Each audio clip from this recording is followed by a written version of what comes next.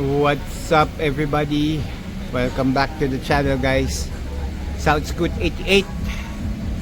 Okay. So yan guys. Sorry paumanhin at wala tayong masyadong upload. Okay. Wala tayong masyadong uploads kasi bakit ba? Wala, nilalaro ko lang yung ano ko, yung Zoom ko.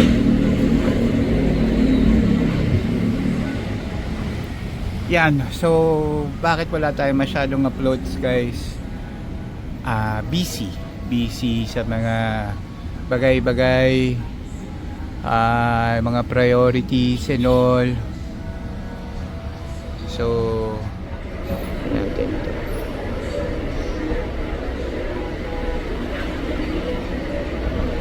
Galing, no?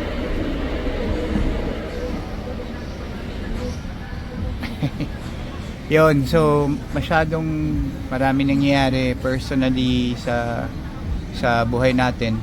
So at doon sa mga bagay-bagay na na kasama sa pagtanda. So wala talagang paano ba? Wala talagang time. So, yung last upload ko, yung nandun kami sa Shellman Plaza, and that was like 3 weeks ago. So, okay. To cut the long story short, okay. Dito tayo. So, ang nangyari, ilang months na ba sa akin to? 4? Ito ba yung October? Tama, mga 4 months. So, 4-5 months. So, marami nangyari. Na obviously palit tayong gulong, palit tayo ng air filter, yung sprint filter, yun ang ginawa natin.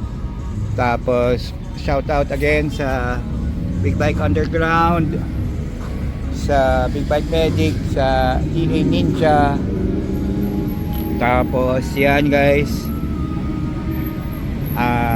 dyan na yung plaka natin. So nakuha natin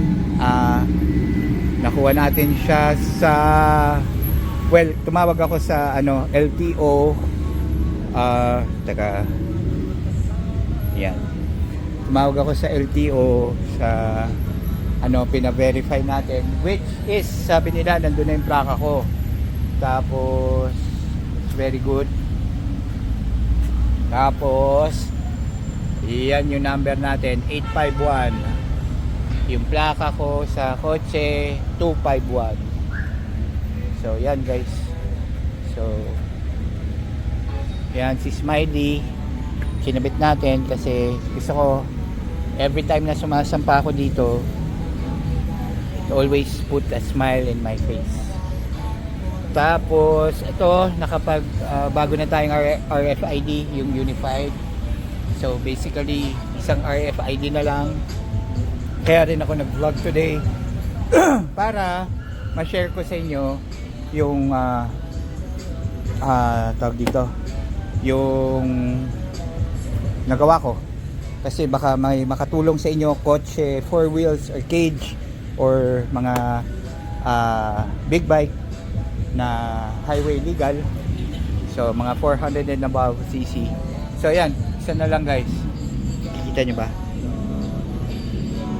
Isa na lang. Okay, so yon, nakuha ko yung plaka. Ang ganda, ang sarap sa feeling. Sa dealer ko siya nakuha. So yan yung plaka natin, all white NCR. So nakakatuwa. Tapos going back, no, RFID guys, dito dyan, Petron, yung handling na yan, nakikita nyo guys, yung handling na yan, yung katabi nyan, taka, zoom out lang natin, yung katabi nyan, doon sa kabilang side nya, doon yung auto sweep. Hindi ko alam hindi ko alam kung paano ko explain to, kung ano ba yung auto sweep tsaka yung isa. So ang ginawa ko kasi, kaya ang natatandaan ko lang is auto sweep kasi yun yung pinili ko. So isang bagong meron na siyang existing eh. Okay, may existing na siya, dalawa, auto sweep tsaka yung isa. So ang pinili ko auto sweep kasi yun yung pinakamaraming laman. Tapos request ko pa lipat na lang sa kabila, sa yung isa ilipat yung transfer. So 3 days daw, so we'll see. So eto naman, pasensya na kayo, sobrang dumi yan, sobrang alikabok kasi wala pa ako, inabot ako ng ulan nung isang nag-ride ako. May pinuntahan ako sa Cavite, so pag uwi ko yun sa pool ng ulan yun, going back. So auto sweep doon yun sa ito yung total, katapat niya yung Petron. Tapos dun sa Petron makikita nyo yung pinakita ko yung handling, sa tabi nun may booth, yun yung mamimili kayo kung auto sweep or yung isa. So yun guys, kung within the area kayo, ano ba, Alabang, Muntinlupa, Las Piñas, yan, punta kayo dyan. Hanggang 6 PM lang sila, alam ko eh, 6 PM open sila. So yun, yan. So dito naman kay Wasabi, wala naman akong kailangang baguhin sa kanya, to be honest. Yun, okay, so all goods to. Yun, okay. Ang kukwento ko ito, yung isang beses kasi nag-ride kami, no, ay ito pala, i-upload ko rin to next. So nagkabit na ako, shout out kay Hank Additives, helmet specific na shin mount. Pakita ko, yan, nakikita nyo ba? Yan, Hank Additives. Yan, so yan yung ano, yan yung ginamit ko. So sinalpa ko yung GoPro, tsaka ko kinabit sa Mark Marquez natin. Kasi bakit ba? Wala lang, kasi gusto ko sa kanya kabit. Yun, okay. So yun, kwento ko lang, no. Ay, wait nyo pala yung upload ko kung maganda yung video nung nung upload ko kung maganda yung video nung GoPro. Kasi alam mo naman si GoPro, ano to eh, notorious sa wind noise. So we'll see kung effective yung ginawa natin. Okay, going back, no. So nung nag-ride kami sa Shellman Plaza, so papunta okay naman, chill ride, kasi chill ride lang. So okay, pauwi, sabi ko, kasi for the longest time, ilang months na ba sa akin to? 5, 4, parang ganun. Oo, parang ganun, mga 4 or 5 months. Parati kong gamit sa kanya yung low power and yung traction 1. So yung low power, just to guys let you know, yung low power 75% lang yung capacity niya, 75%, which is kung low, yun yung ginagamit pag inabutan ka ng ulan or wet yung kalye or mabuhangin or yung mga ganyan. Tapos traction 1, yung traction niya hanggang 4, hanggang 3, 1, 2, 3, parang ganun. So since I got Wasabi, parang ang ginagamit ko lang sa kanya low tsaka traction 1. So once ko nagamit to, pero lang, hindi sa highway, sa loob lang. Alam ko na-upload ko rin yun eh, nakwento ko rin yun dun sa na-upload natin. Teka, pitawan ko lang to hindi pala pwede. So yun, so nung nandun kami sa Mamplasan, going doon, naka low tsaka traction 1. So nung pauwi kami, sabi ko sa sarili ko, yun nga, medyo matagal na rin naman, baka ako possible na medyo gusto ko maramdaman yung totoong power niya. So ginawa ko, bago kami mag take off ng Shell, So tinanggal ko yung ano, tinanggal ko yung traction 1, pinatay ko yung traction control, tapos from low ginawa kong full. So meaning from 75% na ginagamit niya from sa low power selection sa yung selection niya, so ginawa ko siyang full, so 100% na yung power niya yun. So nagkaroon ng chance na medyo ano yun. So in short po, natakot ako pag exit ko ng MCX, kasi doon kami nag-exit nung kasama ko tapos kumbaga kasama ko kasi si Garage FI so nag-exit kami ng MCX, tapos si Roll TV naman dumiretso ng Sukat kasi mas malapit sa kanya yung exit na yun. So alam mo guys, to be honest guys, paglabas na pagka-exit namin, yung may rotonda doon, di ba, pagkakanan ko doon kagad tumabi ako, nagpaalam lang ako kay Garage FI, kay paring Sarsi, sabi ko ba, siyempre kanya-kanya na kami ng uwi. Grabe guys, tumabi talaga ako, hazard ako, binalik ko siya ulit sa low tsaka traction 1. Bakit kamo? Malakas siya, nakakatakot siya, hindi ko na babanggitin dito, basta nakakatakot siya. Ang nakakatakot sa kanya kasi hindi siya ma-vibrate, tapos nakakatuwa yung exhaust ko, yung M4 yan, nakikita niya naman, di ba? Yan, yung M4 na yan, hindi siya ganun ka nakakaturete, kumbaga basic pa rin siya, pero alam mo yun, yung sound niya is very very good pa rin, to be honest. So kumbaga yung sa liking ko, hindi siya yung nakakairita masyado sa tenga. So yung iba kasi talaga talagang lalo na yung mga shorty, talaga maingay, diba? Pero to sakto lang talaga. Kung mapapanood niyo yung reels tuloy, yung short video ko coming from Roll TV na recording, so yun. So maingay siya pero hindi siya obnoxious na yung ano mo yun. So pasok na pasok. So yun. So pagka-exit ko, as in guys, hindi lang ako makatabi sa highway siguro half throttle, siguro yung RPM ko na reach ko lang parang mga 10,000 sa 4th gear, from 3rd to 4th gear. Nung naramdaman ko yung wear pa niya, yung power niya, yon, akit akong 5th gear, tapos nag-close ako ng konti ng throttle hanggang maka-exit kami, tapos yun balik na. So ganun siya sa sa highway.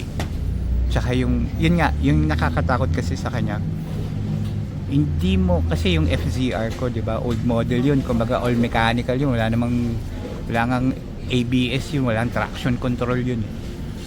Yun kasi pag nung time na yun, nung na-reach ko yung well, hindi ko alam kung top speed niya yun, sa NLEX naman yun kasi ma-vibrate na kumbaga. Ito kasi hindi, yung technology niya, well, of course mas marami pang like yung mga R1, yung mga ZX-10R, di ba, yung mga S1000, M1000, mga yan, mga German, tapos yung mga Italian, mga Ducati and all, mga Panigale, syempre mas yun. Pero ito, based on my experience dun sa yun yung ko kumbaga yun yung naramdaman ko sa ganung certain speed at RPM. Alam ko mga 10,000 yun, 10,500 o basta ganun. Hindi ko naramdaman na ang nararamdaman ko lang, gusto mauna nung motor, gusto mauna ni Wasabi, yun yung honest. Gusto niyang basta Talagang pinupush niya ako yan dyan, di ba, syempre nakatak na ako dun sa kanya eh.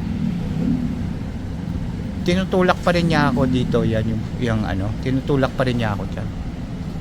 Sorry, tinutulak pa rin niya ako dun. Ganong level. Pag pitik ko ng ano, pag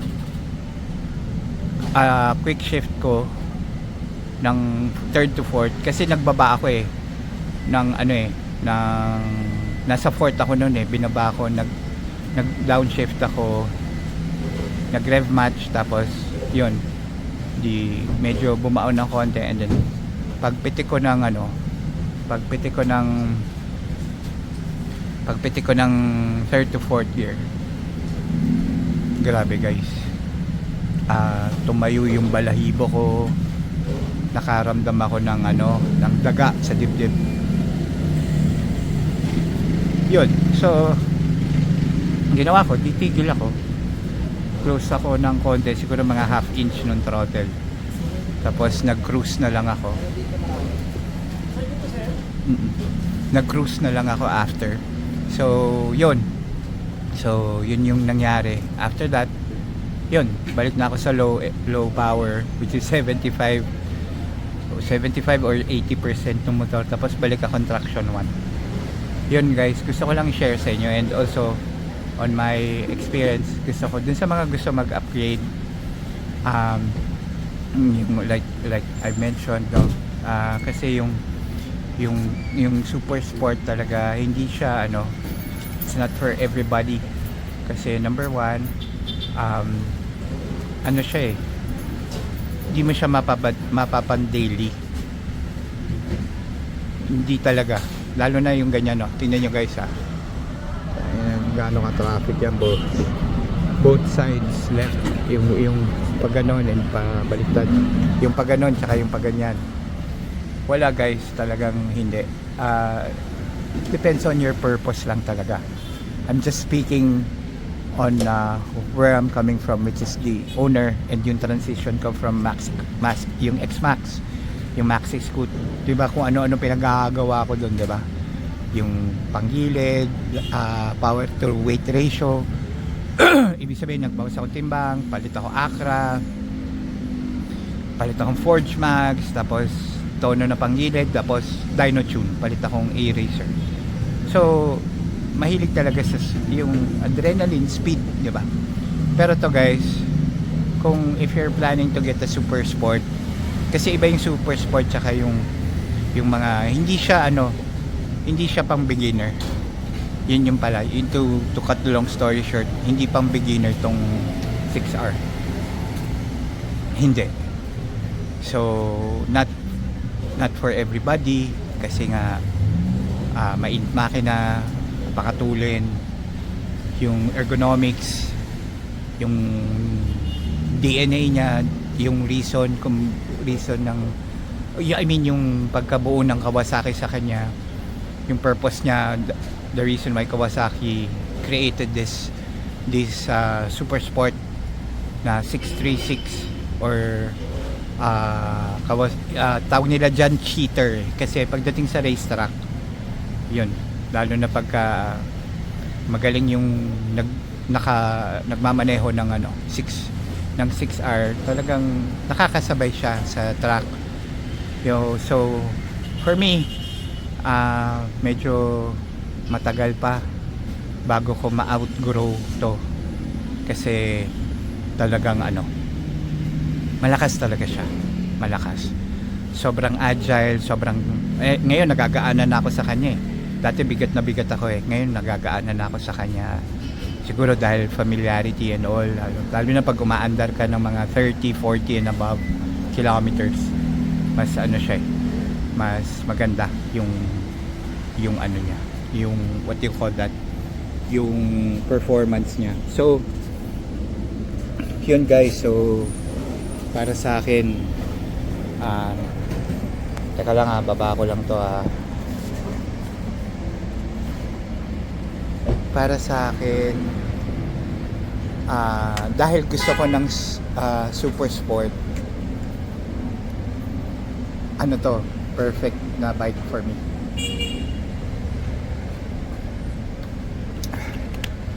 hindi siya ganun kagastos like yung mga liter bike. Hindi siya ganun kagastos like, you know, yung mga ganong mga litro kung tawagin. So napakaganda nun for me kasi na-feed niya yung ano ko, na-feed niya yung gusto ko, nagawa ko, na-feel ko.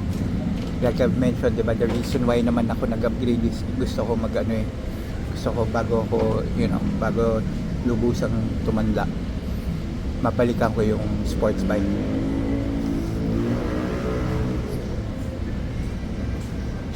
Yun lang guys. Ano ba, na-cover ko na. Excited ako. I'm happy kasi I got the plate from the dealership. Tumawag ako LTO, pina-verify ko doon. So available na daw. So yun lang, hindi lang nila alam kung sa una pinapapunta ako sa LTO na main ng NCR. Tapos yun, nag-research ako, na-trace ko naman kung nasa akin naman yung OR nito eh. So tinawag ko sa dealer. Luckily nandun sa dealer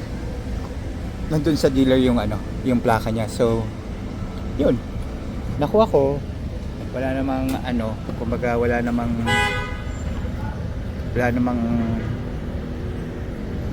aberya or something. So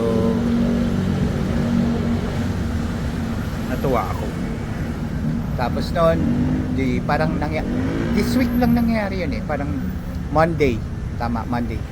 Tapos ngayon Friday, naasikaso ko yun nga, para malaking bagay kasi guys pagka yung isang RFID na lang sa buong Luzon. Kasi syempre hindi ka na mag-aalala, 'di ba?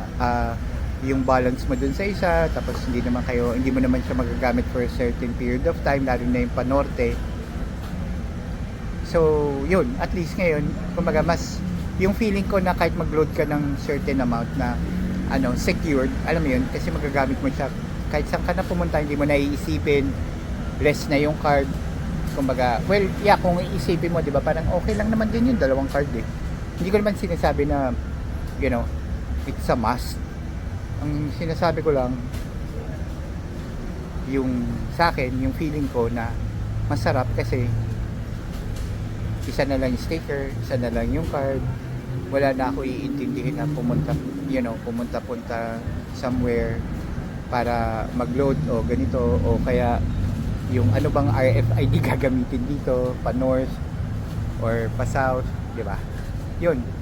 So next time naman yung cage naman natin ang papalagyan natin, yung 4 wheels. Yun yung next advantage nun. So again guys, if you live in somewhere in Alabang, Muntinlupa, I don't know, baka may mga malapit doon ha.